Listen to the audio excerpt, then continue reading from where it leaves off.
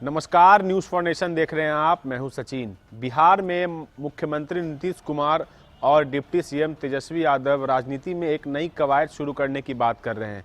वहीं नीतीश कुमार देश भर की विपक्षी पार्टियों को एकजुट करने में एक नई गठबंधन बनाने में लगे हुए हैं। इसी बीच इनकी मुहिम बिहार के सबसे बड़े यूनिवर्सिटी पटना यूनिवर्सिटी में जाके दम तोड़ते दिख रही है, क्योंकि पटना यूनिवर्सिटी में छात्र संघ चुनाव हो रहे हैं। छात्र राजद और छात्र जेडीयू अलग अलग चुनावी मैदान में है। ऐसा तो नहीं है कि इन दल के नेताओं ने कोशिश नहीं की होगी, कोई प्रयास नहीं किया होगा कि वहाँ भी गठबंधन हो, वहाँ भी लोग एक साथ चुनाव लड़ें। तो लेकिन आपस वर्चस्व की लड़ाई में ये होता नहीं दिख रहा। आइए इस खबर में आपको हम विस्तार से बताते हैं।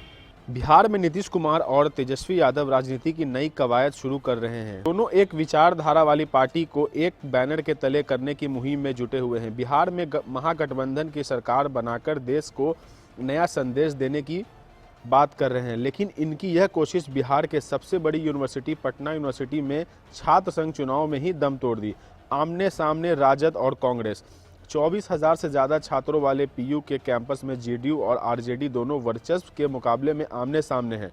सेंट्रल पैनल के 5 पदों पर दोनों पार्टियों ने अपने अपने उम्मीदवार उतारे हैं। दोनों अपनी अपनी जीत के दावे कर रहे हैं। इनका कहना है कि वे राज्य की सियासत कर रहे हैं, हम कैंपस की लड़ाई लड़ रहे हैं। पटना यूनिवर्सिटी के पॉलिटिकल साइंस की विभागाध्यक्ष रह चुकी शेफाली राय कहती हैं कि बिहार में चाहे स्टेट लेवल की पॉलिटिक्स हो या कैंपस के स्तर की सियासत, दोनों जगह में आइडियोलॉजी गायब है। यहाँ केवल अफसर का गठजोड़ है, वेस्टर्न इंटरेस्ट है। परोक्ष रूप से दलों दल राजनीति की नर्सरी में अपना वर्चस्व स्थापित करना चाहते हैं। पहले समझिए कैंपस पॉलिटिक्स का पार्टी कनेक्शन। बिहार में तकरीबन सभी मेन स्ट्रीम पार्टियों का अपना एक स्टूडेंट विंग है। राजद का छात्र राजद, जेडीयू का छात्र जेडीयू, बीजेपी की तरफ से एबीवीपी को समर्थन दिया जाता है। कांग्रेस का एनआईसीयू, जाप का जन अधिकार छात्र परिषद, इसके अलावा लेफ्ट की पार्टियों का एआईएसए, एआईएसएफ है। कैंपस की पॉलिटिक्स में डायरेक्ट कैंडिडेट की जगह पार्टी समर्थित कैंडिडेट चुनाव लड़ते हैं। बड़े नेताओं की सहमति के बाद ही कैंडिडेट का होता है चयन। कैंडिडेट का चयन कौन करते हैं, इस सवाल पर राजद के साकेत कुमार कहते हैं कि उनके संघर्ष को सम्मान दिया गया है। छात्र राजद के अध्यक्ष गगन यादव की तरफ से उनकी नाम की घोषणा की गई। इसमें ज़रूर राज्य स्तर की सीनियर लीडर्स से सहमति ली गई होगी। यह प्रक्रिया जेडीयू में भी अपनाया है। कोशिश तो थी सहमति बनाने की, लेकिन आखिरी समय में बात नहीं बन पाई। राज्य की तरह कैंपस में पॉलिटिक्स में भी गठजोड़ बनाने की कोशिश की गई थी, लेकिन यहाँ बात नहीं बन पाई। पटना यूनिवर्सिटी छात्र संघ के अध्यक्ष रह चुके और फिलहाल छात्र जेडीयू के प्रदेश अध्यक्ष ने कहा कि कोशिश की गई थी, लेकिन अंतिम स्टेज में चीज़ें गड़बड़ा गईं। आगे इस पर भी गंभीरता से विचार किया जाएगा। क्या अलग अलग लड़ने से वोटों का बिखराव होगा?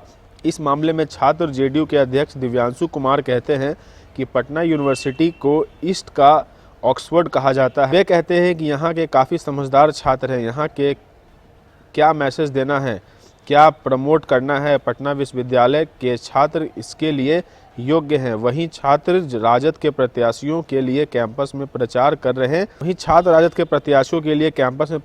रहे बोचहा से राजद उम्मीदवार अमर पासवान कहते हैं कि बिहार में एक नया मैसेज दिया है। भविष्य में कैंपस में भी गठबंधन पर भी विचार किया जाएगा। सभी अपने अपने मुद्दे पर चुनाव लड़ रहे हैं।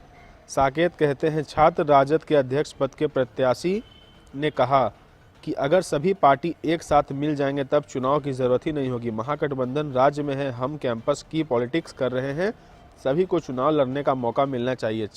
हम छात्र हित की लड़ाई लड़ रहे हैं। छात्र जेडीयू के अध्यक्ष पद के प्रत्याशी आनंद मोहन ने कहा कि सभी छात्र हित के लिए अलग अलग लड़ रहे हैं। ऊपर पार्टी के डिसीजन के हिसाब से जो चल रहा है वो ज़रूरत के हिसाब से सही हो रही है। आगे जो भी होगा वो सही होगा। तो अब देखना ये होगा कि पटना यूनिवर्सिटी के छात्र संघ चुनाव में बिहार की नंबर 1 रहने वाली पार्टी आरजेडी या बिहार की तीसरी नंबर वाली पार्टी जेडीयू जीत की परचम लहराती है। तो ऐसे ही अपडेट्स के लिए आप हमारे साथ बने रहिए, देखते रहिए न्यूज़ फॉर नेशन। नमस्कार।